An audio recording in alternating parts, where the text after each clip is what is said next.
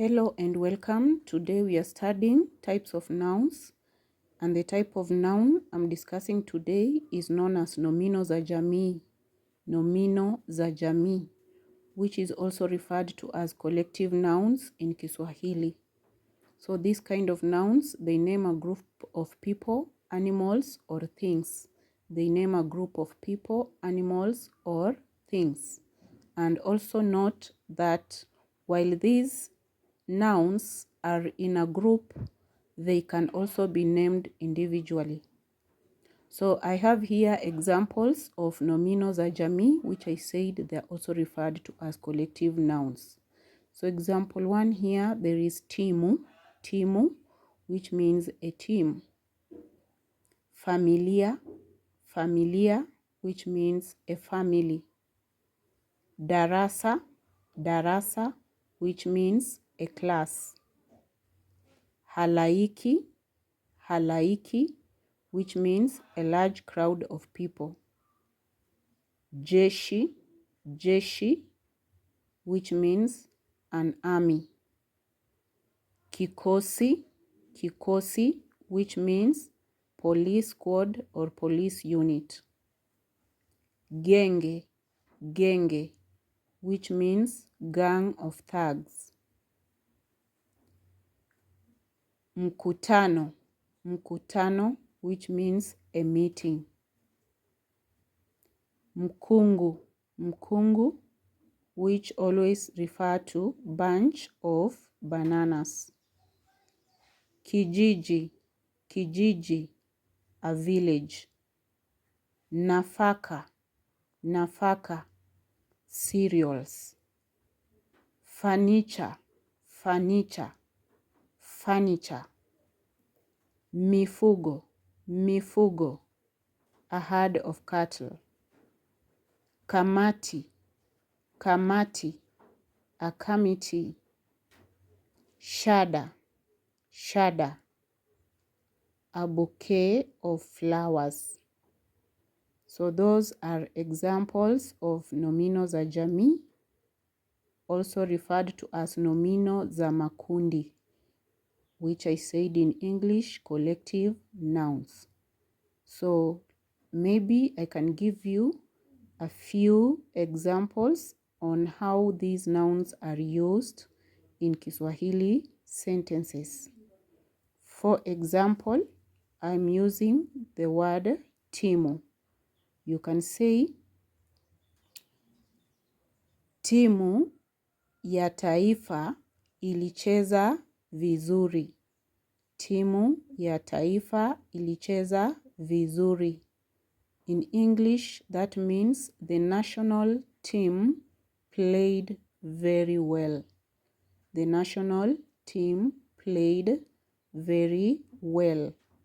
If I can use the word familia, familia in a Kiswahili sentence, familia yetu ina watu wengi. Familia yetu ina watu wengi. In English, that means our family has got many people. Our family has got many people.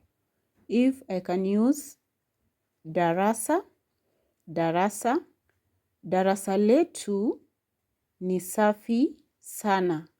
Darasa letu ni safi sana. In English, that means our class is very clean. Our class is very clean. If I can use mkungu, mkungu, mkungu, which I said means a bunch of bananas. For example, mkungu wa ndizi utauzwa kesho. Mkungu wa ndizi utauzwa kesho. In English, that means a bunch of bananas will be sold tomorrow. A bunch of bananas will be sold tomorrow. If I can use the word kijiji, kijiji, in a sentence, kijiji chetu kinapendwa sana. Kijiji chetu kinapendwa sana. Our village is loved so much. Our village is loved so much. If I can use furniture,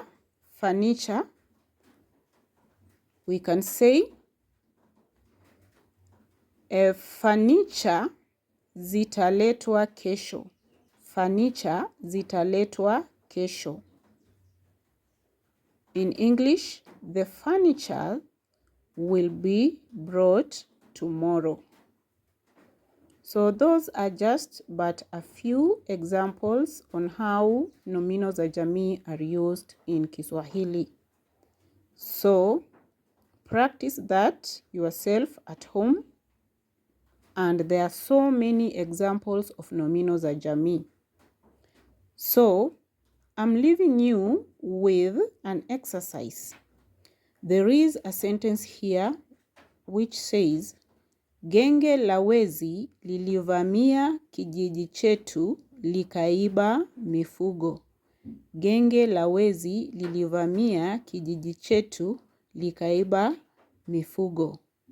In this sentence, I want you to identify the type or the collective nouns or nomino za jamii in this sentence. Identify nomino za jamii in this sentence. Which collective nouns are found in this sentence? I'm waiting for your responses in the comment section. Thank you.